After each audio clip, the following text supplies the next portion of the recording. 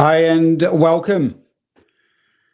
I'm really looking forward to sharing some very important information with you about the people pleaser personality style and its benefits and its drawbacks, or more specifically, its sabotages. So you're going to love this really short training if you yourself or you know someone that struggles to set boundaries. They struggle to say no. They take on too much. They don't like being assertive. They feel guilty when they're assertive. They prefer to be liked than get the results they want, so they tend to give away their power. And I've worked with many business owners with this particular pattern, and it plays out in business and it plays out in life. And one of the great things about this training is you'll really start to see how to knowledge is basically a waste of time without sorting out your patterns. And it's just astounding to me. You know, people just sell how-to course after how-to course and program and intellectual training, and that knowledge is really important. But without mastering your patterns, nothing changes or shifts in your life. So as an example, meet Sue. Now, Sue is a salon owner, and she had 15 staff working for her. And when I was first commissioned to help her scale out her salon, of course, I went in there with my how-to knowledge, my recruitment systems, my systems establishment procedures. So giving her the how-to information, but she just kept sabotaging. And she kept sabotaging because of her patterns. Now, Sue is a people pleaser. So this is what I experienced when working with her. She was afraid of her staff. She really wanted to be liked by them. That was her predominant driving pattern, to be liked. And to be liked, she sort of rejected a whole bunch of other parts of her personality that she perceived would get her rejected. As an example, one of the things that we had to do was to shift change her staff culture, which meant threading through who would continue to work with her and who needed to go. And so I had to get her to do performance establishment meetings, so to meet with the staff and share what they need to do to improve their standards. And they were going to be given a time frame to improve those standards. And if they didn't, they would be shifted out of the business, because typically you cannot build a new culture on an old culture. When you've got what we call low performers or comfort seekers working for you, they'll never change their value structures while you're trying to upgrade and get your business to perform better. That's just who they are. So she really struggled with these appointments because she felt uncomfortable. She felt like she was being mean, right? So you can see, I can't help someone scale a business out. I can't help them put a good team in and protocols and systems in to run that team so they can leave the business and go and have fun and holidays if the person's afraid to sort of lay the law down. And just to give you sort of context to this, because I'm smiling and laughing, but this is a horrible pattern to have. What she'd do is she'd get frustrated with her staff members, but she wouldn't communicate directly to them. She would go home and she would offload to her husband at night. She would moan, oh, such and such did this and such did that. And the next day go back in and put the smile back on. That's how much she wanted to be liked. So you probably get a sense of this pattern from that explanation, but I want to dig deeper into it so you get an understanding of what creates this pattern or what makes this pattern up. So this pattern, when in its functional form, is a fantastic pattern to have. So we don't look at any behavioral pattern and think of it as bad or wrong. It's just about where it gets used. So as an example, people really judge violence. Well, no, there's nothing wrong with violence itself. Violence, a behavior that can be used in certain situations to protect. It's only a problem when it's used in incorrect places, right? So it's the same with the people pleaser. I have a people pleaser. I hope you've got a people pleaser. If you've got a people pleaser and it's functional and you're a business person, you just want the best for your clients. You want the best for your staff. And as an example, this is a salon owner. If she was functional and everyone in her team had a strong people pleaser part to their psyche, you would want to go there, because you'd go there and you'd feel like you were being looked after. You would feel the genuineness of that person. So the people pleaser is required for good customer service. In a family, the people pleaser part is the part that wants to look after others and want other people to be happy and healthy. So you can see from a functional perspective that this behavioral profile of the people pleaser, when it's functional, it's very beneficial for business, it's beneficial for life, it's beneficial for families. It's actually a wonderful, beautiful part of a personality structure. Now, you'll see in this image here, I've got a people pleaser and a social butterfly. So this is Sue, this is an image, these are parts of her personality. Now, if you're new to my work and you're not sure of what does he mean by parts of personalities, everyone's got this experience where, one part of me feels this way and one part of me feels that way. Well, it's actually the truth, because your personality and my personality is a structure, and it's made up of what are called sub-personalities, which are different parts. Now, most people haven't been trained to see them, and they've got no idea that they've got these different parts. But your personality, your ego structure is a structure, and the more you can understand your structure, the way your sub-personalities work together, you start to develop self-mastery over self. And of course, as I've already pointed out, all the how-to knowledge in the world won't help you if you've got patterns undermining you. So getting good results in business or life requires you to understand self and start working on self and developing patterns that help you achieve what it is you want to get in life. So let's just look at this from this perspective. So here's Sue. She's got a strong people pleaser part, and she's got a strong social butterfly part. Now, the social butterfly part sort of coincides with the people pleaser. The social butterfly can build relationships with people really easily. It can build rapport with people really easily. It wants people to have fun. It likes connecting. It feels uplifted when you're around people. It likes communicating. It likes being outgoing.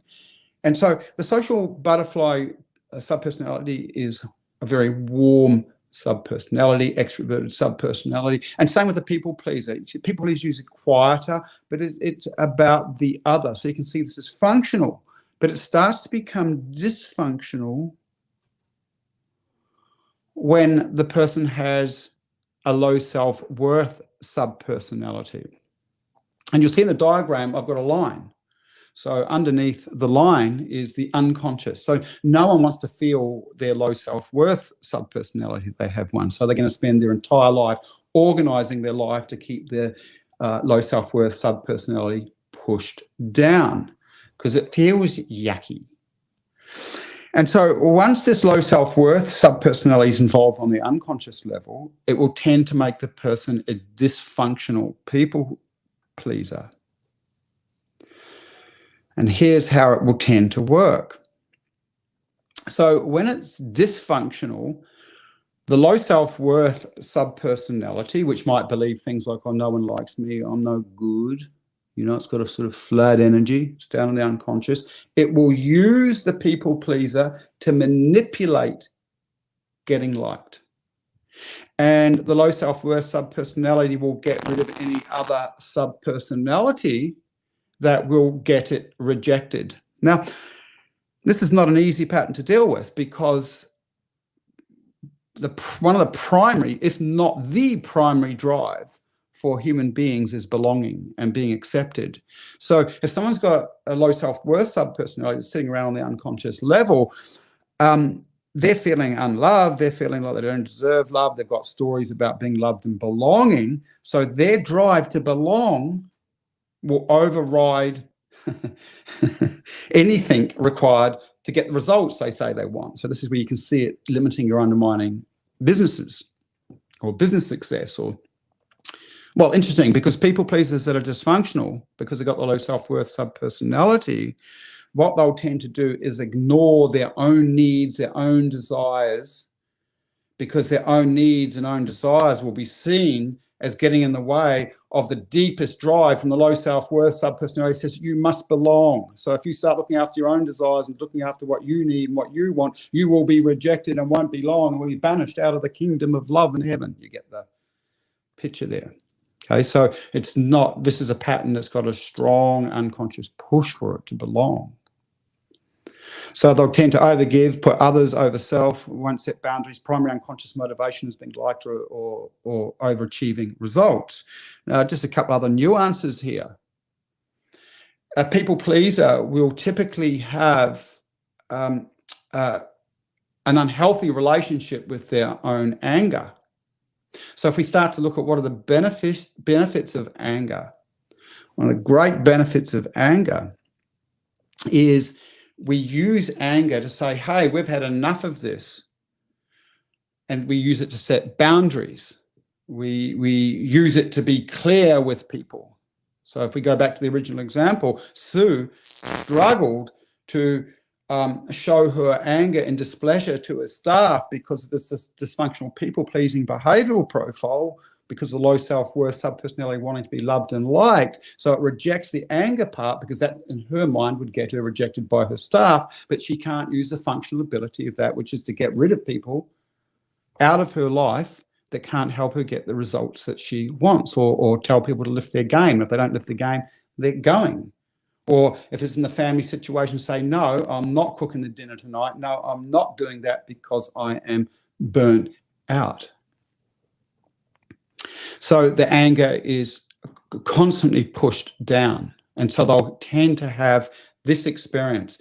They're with people, people are annoying them, and because they haven't set their boundaries, and then the anger will come up to try and set the boundaries, and they'll push it back down. And then it'll pop up again, and then they'll push it back down. And as I said before, the only place they'll feel safe to express that anger is when they get home with a loved one or someone that they're close to, and then they'll moan about the person who's taking advantage of them. But the person's only taking advantage of them because they've set this up because of the people pleaser profile.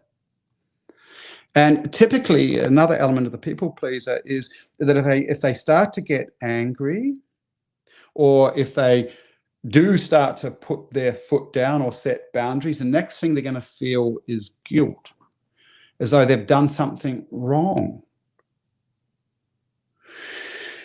And along with the guilt, they'll feel shame. So they feel like they don't even have a right to set boundaries or stick up for themselves because, and this gets a bit, you have to take a bit of a leap here, because you've got to understand that oftentimes unconscious forces are irrational, but because from that low self-worth subpersonality, they believe, well, no one loves me, I'm not that lovable, then therefore there must be something wrong with me, I'm not that great, which has got the shame there.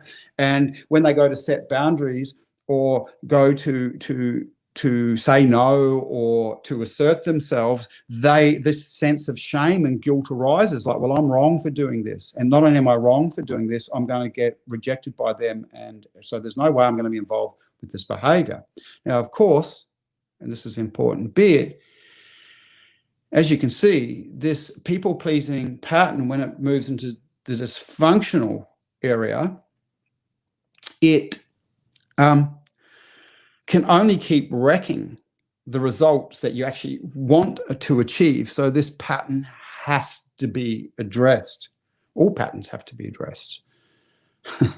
I joke around because I say, if you want to be a good lover, conscious lovers make great lovers. Conscious business people make better businesses and build more profit. Conscious investors do better. And what does conscious mean? It means being conscious of self and working on self. And understanding the map of your psyche from a subpersonality perspective is one of the best ways you can do that. So again, as you can see, how to knowledge is a waste of time without sorting out your patterns, and sabotages just stay for life unless dealt with commitment and sincerity. And if you want help with this, there's a couple of things that you can do. Go to my website, look for the master key. I think that's under the free tab. And this, I haven't completed it yet and started. I'm creating a series that helps people understand how these sub-personalities work in their psyches and create their results. So go check that out. And when I get to it, it'll be sent to your inbox. Or the best thing you can do is go and do my entrepreneur's strength indicator. It doesn't matter if you're not an entrepreneur. It actually profiles you deeply, how you operate, what you're naturally gifted at, what your weaknesses are, and it starts to break down your sub-personality so you can get a sense of it. It takes about 5 minutes to do that quiz, and it spits out, and you just get some a great result. It's only $27. Free money back guarantee and a whole heap of bonuses with that. And the last one, and this may not be available when you go to check it because usually these go really quickly. I'm doing a special offer, 30 minutes with me for $65. And what I am doing is in that 30 minutes, and for those of you that know me or don't know me, I read people very quickly. So if you go and see another coach or a consultant or even the most experienced mental health professional, right? What takes them months to work out about you, I will work out so quickly. You sort of jaw will go, how does he know that about me? But I've been doing this work for years. I'm Paul, a bit of a wizard when it comes to working people out really quickly. So I help you see what you're not seeing about yourself, and it is undermining you again. So you just go to perrymardon.com or mardoninternational.com/special, $65 for half an hour. And I've got to tell you, that's an incredible opportunity based on what my normal hourly rate is. But we do offer these from time to time. If you go there and it's not available, so be it. But from time to time, we throw it out there. So go check it out, and I hope you learned a lot. If there's anything you want to ask me, send a message or just chuck something down below. And yeah, working on your patterns is the most important thing you can do. It develops self-mastery, and it helps you get the results you want in business, investing, or any area of life. Enjoy. Catch you. See ya.